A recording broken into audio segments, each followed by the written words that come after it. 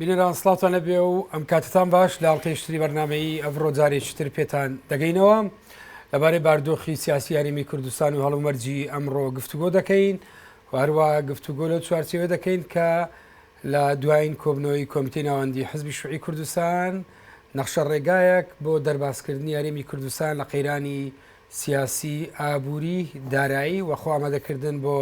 هەڵبژاردنەکان بۆ ڕای گشتی و لایەنە سیاسیەکان بڵاو کرایەوە لەم بارەوە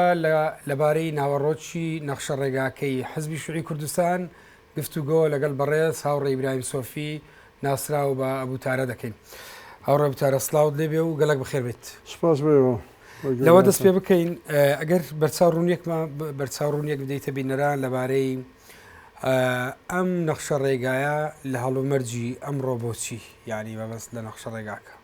نەخشە ڕێگاکە زروفەکە فەرزی دەکات کە وەک حزبێکی شیوعی لە کۆمەلگایەکی پڕڕەکێشە پڕ زوڵم و زۆر پڕ خلافات پڕ مەشاکل جارێکی تر گوێنەگرتنی دەسەڵاتدارەکانی سەرحکم لە بەشەکانی گەل کێشەکانی ناو شەقام برسێتی خەڵک بێموچایی تاقیداتەکان کە ئەوەندە چڕ و زۆر و زەمەنگە بوونەتەوە خەڵک و جەماوەری گەلەکە دەناڵێنێ بەدەستیەوە حزبی شوعی لەگەڵ ئەوانە بەشدارە لەگەڵیان هاوکارە لە عینی کات خۆی بە مەسئولە زانێ بۆ چارەسەرکردنی کێشەکانی کۆمەلگا لە ڕێگەی ئەو حکوومەتەی کە هەیە و ئەو سیستەمەی کە بەڕێوە دەچێت بە عیبەکانیشیەوە خۆی بە شەریکی ئەوە ئەگەر کە ئەم دەستکەوتانە دەست نەچێت چاکتر بکرێ باشتر بکرێ نەک وێرانتر کرێتە بە قازانجی دشمنان و ناحەزان و ڕژێمەکان تەواو ببێ بەڵام بە زەرری میلەتی خۆی بۆیە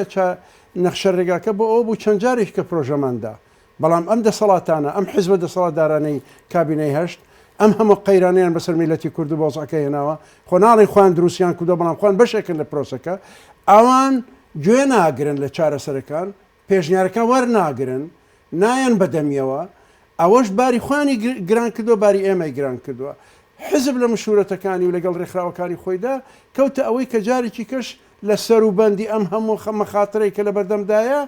لەوەی کە ئێستا شەڕی موسڵش خەریکە بە ئاقارێکی تر دەگا و کۆتایەکەشی بە کێشەیەکی تر بە کوردستان ممکنە بێتەکایەوە هەرشەی تر لە پێشدەمدایە بۆ ئەوەی میلەتەکە ئاشکاتەوە بۆ ئەوەی خواستەکانی جێبەجێکە بۆی نان و ژیانی بۆ تەمین کاتەوە خۆیکی تری بۆ تابین نەکردو ئێستا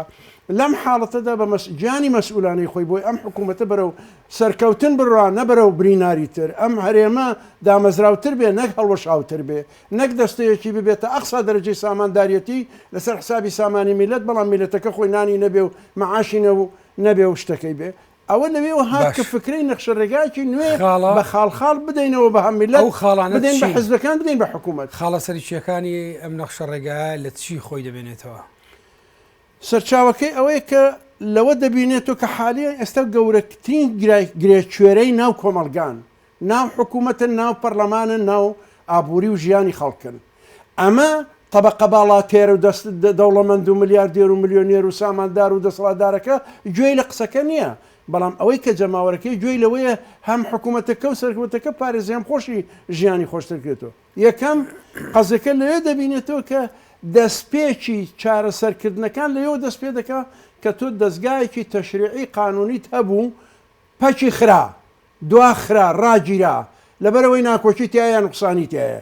بەڵام ئەمە ئەگە چاری نەکەیتەوە ناتوانانی دەستگای تەشریعی و یاسادانان و بێنیتەوەکایە ناتوانانی زبانی هاوبەشی حزب لایەنەکان کە لەو پەرلەمانەدا لەو حکوومەتەدا لەوێدا نوێنەری حیزبەکان بوون هیچیان بێ حیزبەکانیان نەیانتوانی وشە بکەن ئەو ئەنجومەنی حیزبەکانی کە لە ناو پەرلەمانەکەدا هەبوو ئەوە سێنرێ ئەنجومەنێکی بینی حیزبەکانی کە دروست نەکرا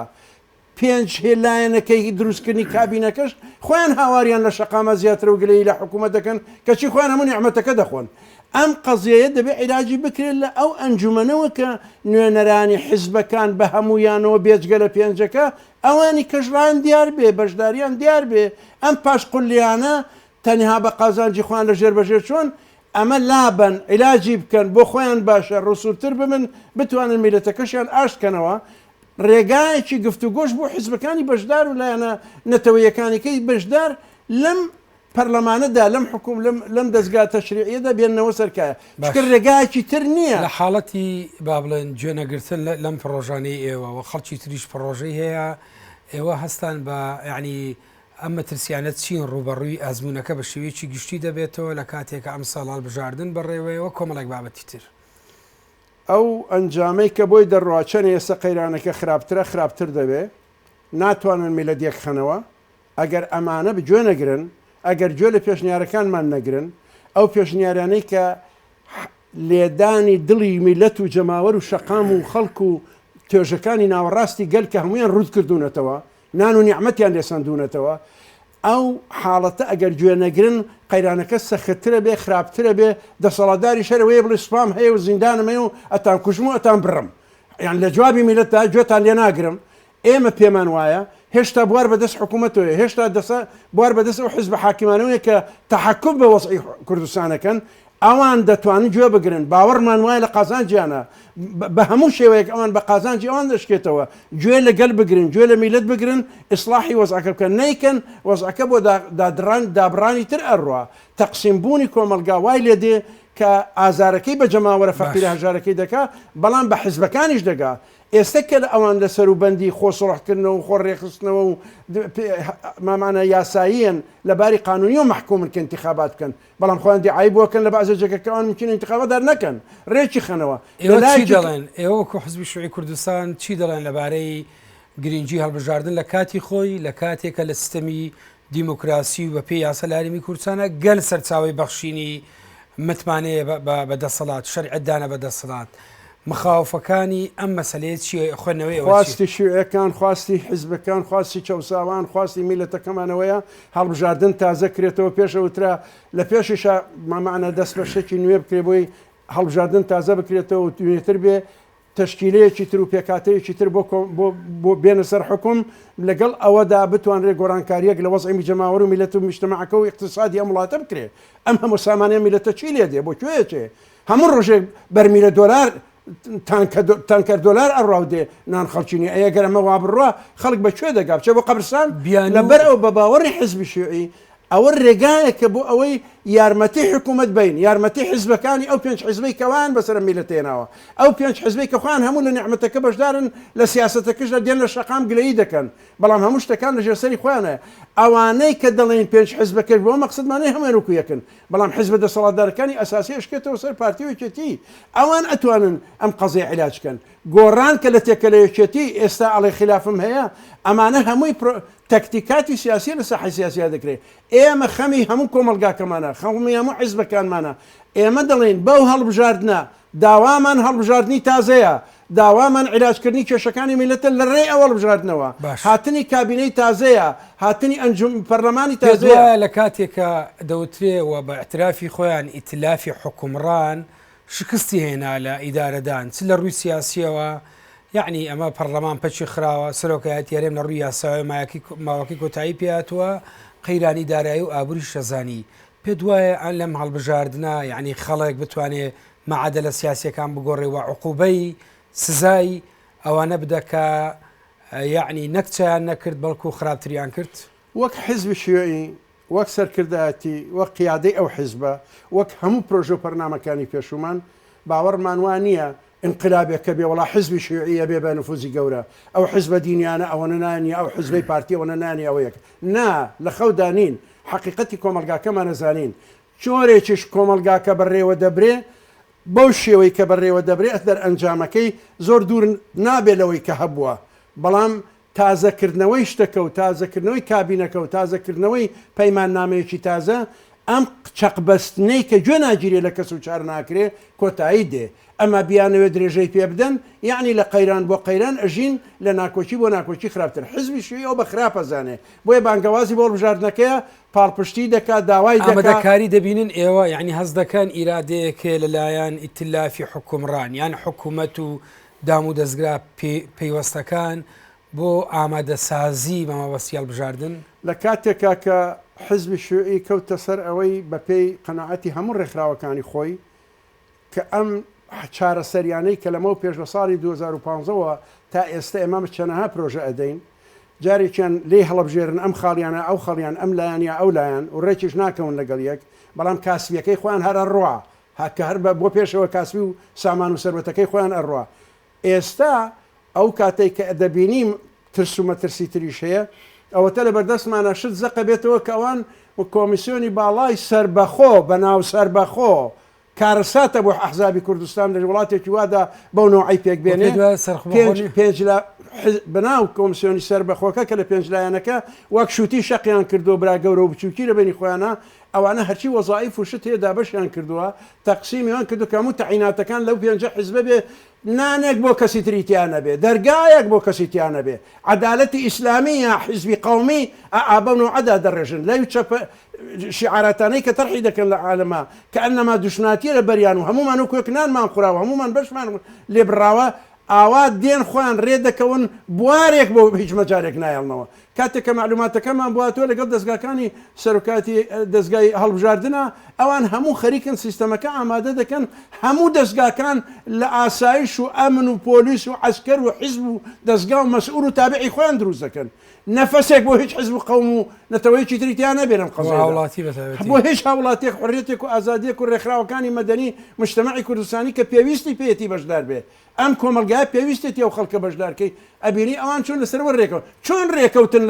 لە هەموو تەلەڤیزیۆنەکانیانە هەموو بە ئاقارێکی تر میلەتەکە تێ دەگەێنن کە ئەنەما ئەوان ئێستا خلافیانە هەیە لەسەر عەدالەتێ بۆ میلەت کام عەدالەت ئەو عەدالەتەی بەو نوعەدا دەمەزرێنی ئەوە بۆ جەهەنەمتری دەبەی نەبۆ عەدالەت ئێمە بۆیە دەڵێن حزبی شووی بۆیە دەڵێ پرۆژەکە بە جەماوەری گەل دەداتەوە پرۆژەکە بە قیادەی سیاسی ڕئیسی ئەم کوردستانە دەداتەوە ئەوانە کە دەڵێن ڕئیسی لە خەباتی شاخ و شار تا ئەتوێنێتەوە ناوشار لە ئیتفاقاتی پێشومان و تا ئەمڕۆ ئەوەی دەوێ کە جارێکی تر پیاچوونە و بە سیاسەتی خوانە بکەن بواری بە میلەت بن حرمەتی قانون بگرن ئەوەی جەنابەت وتت یعنی کۆمیسیۆنی هەڵبژاردن کاتێ یعنی ئێستا دەبینی پێنج حزبەکە لە زۆر شتە ناکۆکن وتت بە پێی زانیارانی ئێمە هەمانە یعنی دامەزراندن و دابەشی کۆمیسیۆنیان لە بابینی پێنج لایەنەکە کردووە ئەمە ئەم کۆمیسیۆنە چۆن دەتوانێت هەڵبژاردنێک بەڕێ ببە و هاوڵاتی متمانەی پێ بکە و متمانە بداتە لایەنە سیاسیەکانی تر کارەساتەکە لەوەی هاوڵاتی میلەتی ئێمە بە شێوەیەک بەستراوەتەوە بە زنجیرە پەیوەندیەک لەگەڵ سامانە ئابووری و کۆمپانیاکان و شەریکاتەکان و دەستگاکانی پۆلیس و دەستگاکانی ئاسایش و ئەمن و مەعاشخۆریەتی لەگەڵ ئەم حیزبە حاکمانەدا بە جۆرێک تەرتیب کراوەتەوە کە ناچار بکرێ ئەوە بۆ تەمینی ژیانی بۆ ناکە ئەگەر پشتێ لەوان هەڵکە لە حەقیقەتدا ئەو شێوە پابەندەی خەڵکەکە بەو شێوەیە ئەوان خوان ڕەبتیان کردووە لە تەسەلسولی زمانە کە هاتوونێتەوە خوارەوە لە پاش شەڕی براکوژی و لە پاش ئاشبوونەوە و لە پاش مەراحلەکانی تری سڵحکردنی بینی ئەحزابەکان بەڵام دەرئەنجام لەکوێوە دەست پێ دەکا لەوە دەست پێ دەکا کە تۆ کۆمیسیۆنی باڵاکە دابەشکردنەکەی هەیئاتە ئەندامیەتی ناو ئەو هەیەتە بە پێی زۆر و کەمی ئەم پێنج حیزبە بۆ خۆیان ئەوان وەکوتم شووتی شەقکردن برا گەورە و ناوەڕاست و بچووکەکەی بۆ خۆیان دابشیان کردووە ماتە باقیاتی میلەت و ئەحزاب و ڕێکخرا و منەظەماتی مجتەمەعە جێی دەنگی نییە نوێنەرێکی ببێ لەوێ باشە ئەگەر نوێنەریتیانە بێ ینی تۆ هەرم حکومە دروستەکەیتەوە هەرم سیاسەتە ئەبەی بەڕێوە ئەمەیە کە میلەت نەعلەتی لەیەکە ئەمەیە کە میلەت هاواریەتی دادیەتی نانی بۆ نایەریتەوە خەڵکەکە لە دەسەمە هاوارەکە حزبی شوعی بە عیلاجی دەزانێ هەڵبژاردن عیلاجە بۆ چارەسەرکردنی ئەم قەزەیە بۆ ئەوەیە گۆڕانکاریەکی تیا ببێ ڕێبەی بە باقیاتی حزبەکان ڕێبەی بە قەومیاتەکان ڕێبەی بە کۆمەلگای مجتەمەعی مەدەنی هاوارەکە بەیانی تاوارە داوای دروشم و شعارەتەکانی بۆ ئەوەیە کە تۆ بە پیرەوە بچی نەک تۆ دەرگای لەسەر داخیت و بەشی نەدەی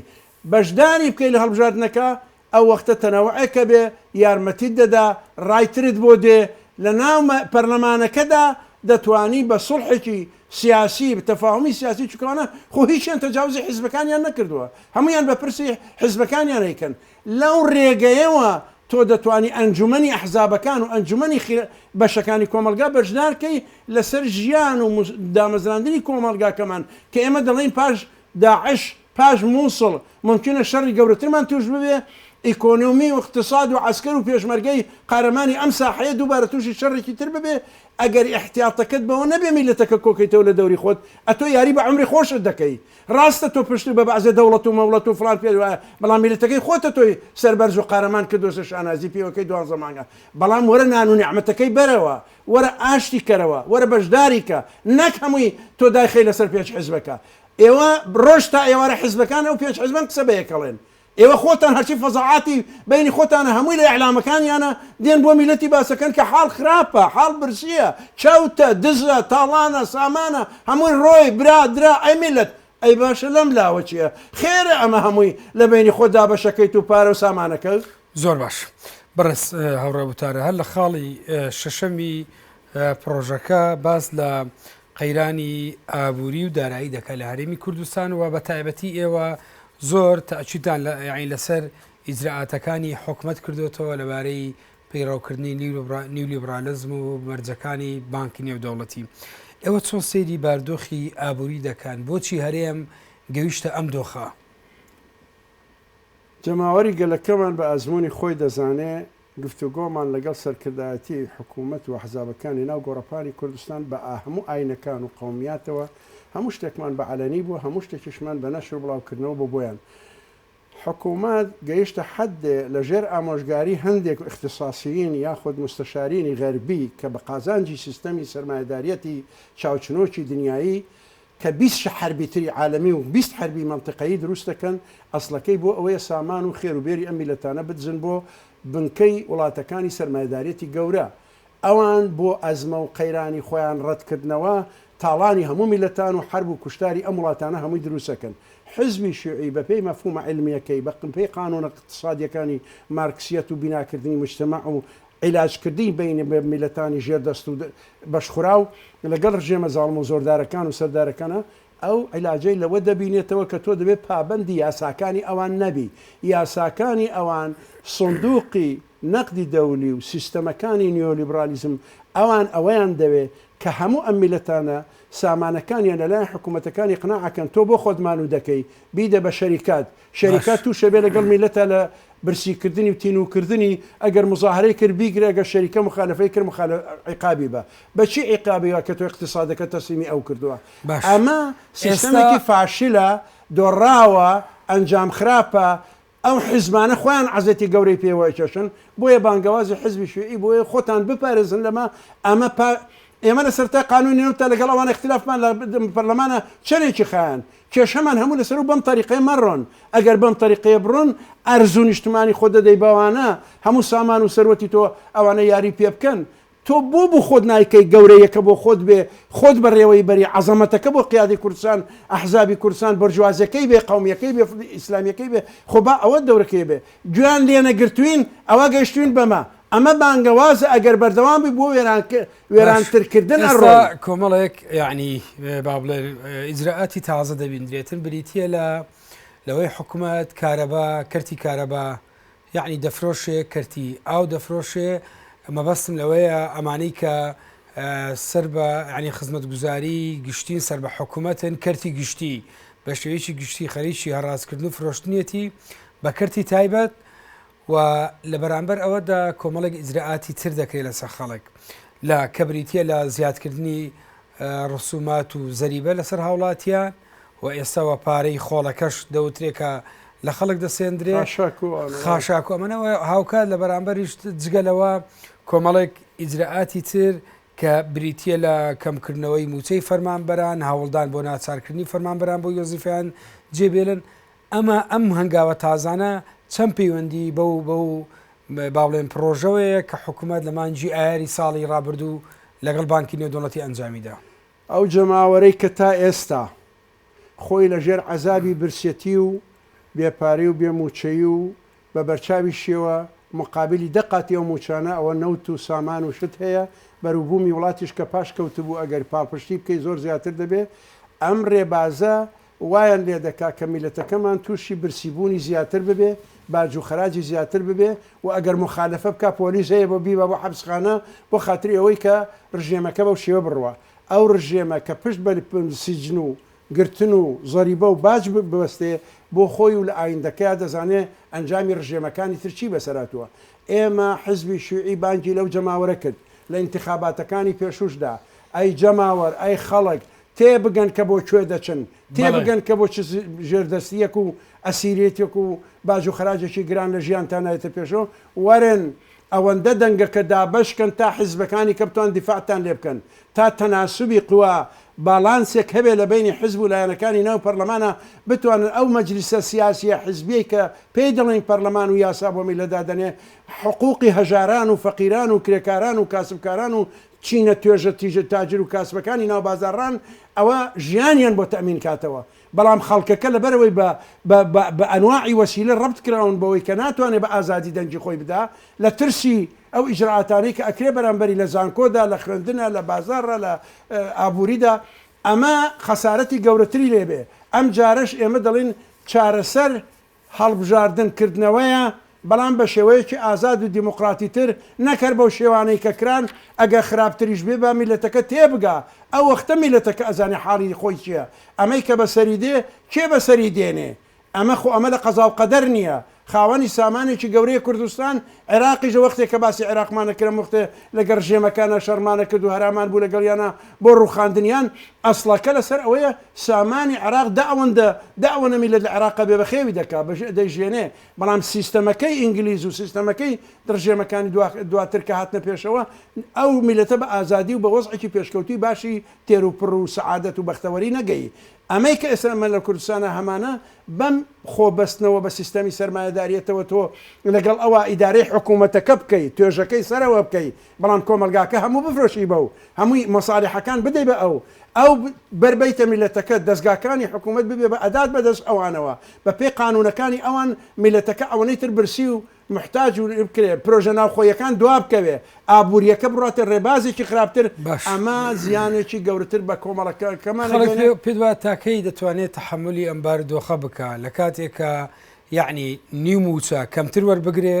لە کاتی خۆشی هەرموچەکە نەدرێ لەم لاوە حکوومەت زەڕیبە و باز لەسەر هاوڵاتیان زیاد بکە و ئەوەی کەرتی گشتێ بیفرۆشێ بە کەرتی تایبەت یعنی خەڵک تا چەند دەتواندری ئەم بارودۆخە قبول بکرێەوە ئەمە لێکەوتەکانی لەسەر خەڵک چییە بێ؟ حزبی شوێش بانگ لە چینە چەساوە و بەشخورا و بەشە ئامەکەی جەماوەەکەی دەکا کە ئەوە حاکم کە ئەوەیە حکومی بەدەستە حکم عیبارەتە لە دەنگدان لە سندوقی دەنگدانە تۆ تێ دەگەی ئەو دەنگت ئەدەی بەوەی عەدالەت لە کۆمەلگادا ببێ هەموو بەشەکان ڕاگری خزمەتی خۆت بکەی ئەو کەسەی کە نان و ژیانت لێ دەبڕێ بتانی بەڵانسی پێبێنی کەمتری دەنگ بدەیت تێ بۆی نەتوانێت بە ئارزوی خۆی هەموو شتێ بەرێ بڕێەوە بتوانێت ئەم قانونانە هەڵوەشێنرێتەوە بتوانێت تعدیلێکی پێ بکرێ ئاستی داهاتی خەڵکی بەشەکان و توێژەکانی ناو کۆمەلگا نان و ژیان و ئاشتی و ئارامی بۆ دابینکەی ئەوە لە دەست گەلایە ئەو جەماوەرەی کە دەچێت دەنگ نادا بۆ مەسلحەتی خۆی گوناهبارە دوایی مەیە لە شەقامە خۆ بەکوژ بی تۆ خۆتی ئەمە دروست دەکەی بەڵام لە عینی کاتدا هێزە سیاسیەکانی کە لە ناو ئەم توێژانەدان و ئەوانن لەم حکومەدا ئێستا بەشدارن خەباتی شاخ و شارمان لە دەورانی 40 ساڵەوە لەگەڵ ئەوانە پێکەوەیە لەگەڵ پارتیدا بری خەباتمان بۆ 6 ساڵ و 70 ساڵە گەڕێتەوە یەکێتی لەوەتی لە پارتی جیابەت و تاسە خەباتی هاوبەش بە هەموو شەپۆلەکانیەوە لەگەڵ یەکین حزبەکانی کە پارتی جیابوونەتەوە لە یەکێتی جیابوونەتەوە هەمووی ئێمە لەگەڵیانە خەباتی دوور و درێژمانە بووە بەرژەوەندەی نیشتمانەکەمان لەوەیە خەمی میلەتەکە بخۆین خەمی گیرفانی خۆ خواردن و دروستکردنی طبقەیە ئەو خەمە دەبینی لە لای ئەوانەوە ئەو بە پیر و هاتنی ئەو بەنگەوازی ئێوە و لایەنەکانی تر دەبیندرێ یعنی ئەوەی تا ئێستا بەردەوامە لەمەی کە ئێستا دەیڵێ حزبی شوعی بە میلەتی کوردستان و بە هەموو حزب و لایەنەکان و بەڕێی عامی عالەمیش ئەوەیە کە ئەو ئەنجومەن پێکێنانی بەناو ئازاد و بەناو دیموکراتی و بەناو دیموکراتی پەربەر و گوایە دیموکراتیت بە کۆمەلگا جەگیرەکە ڕەخنەی هەیە لە حکوومەتەکانی پێش و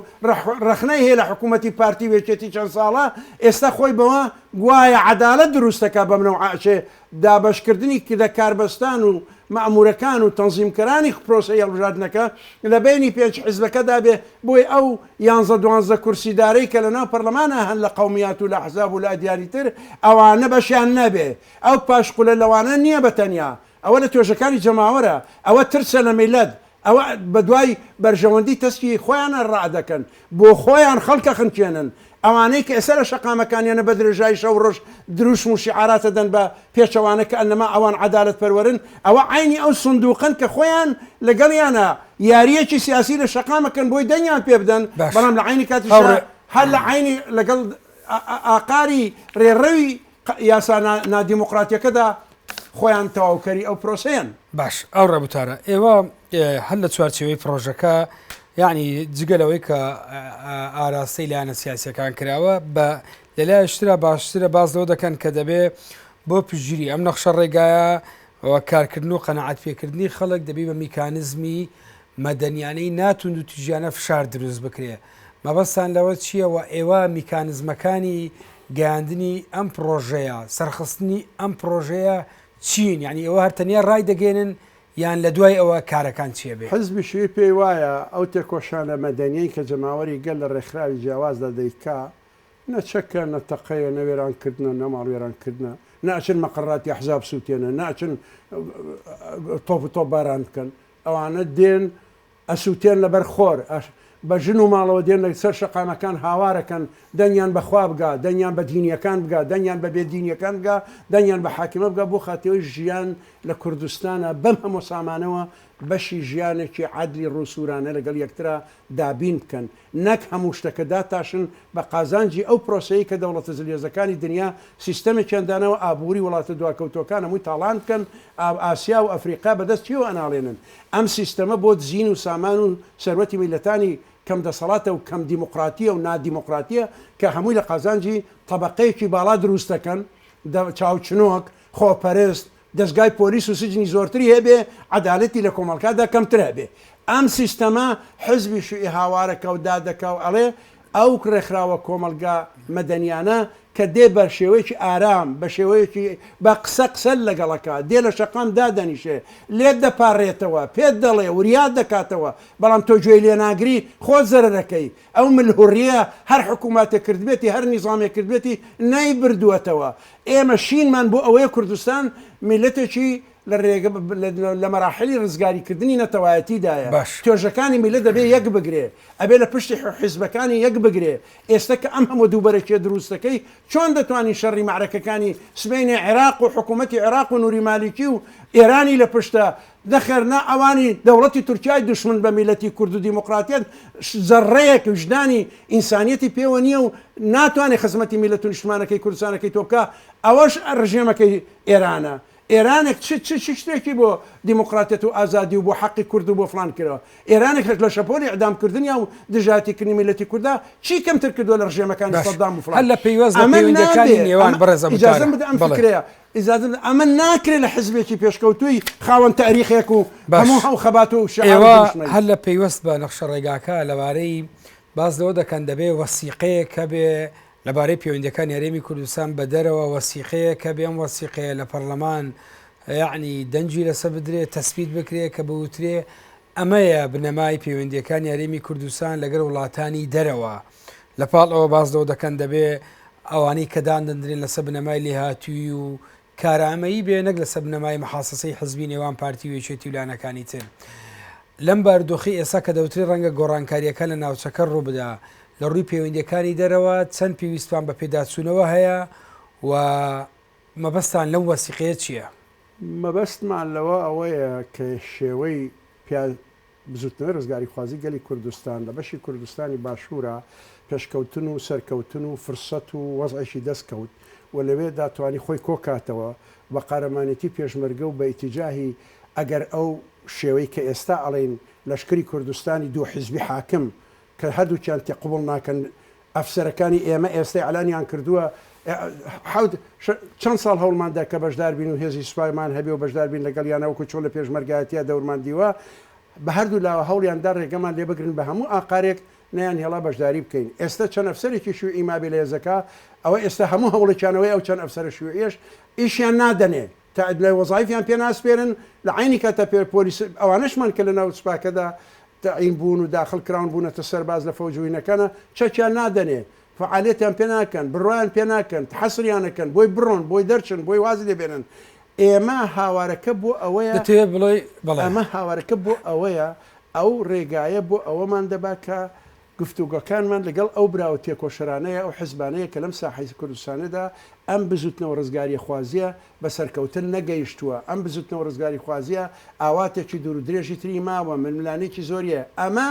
ئەو عیلاقاتە دەولی و پەیوەندیە دەولی و دۆستایەتە دەولیش کە ئەیڵین پێویستە پەیوەندیەکان لەگەڵ بزوتنەوەی ڕزگاری خوازی گەلی کوردستان لە بەشەکانی کە ڕێک خرێتەوە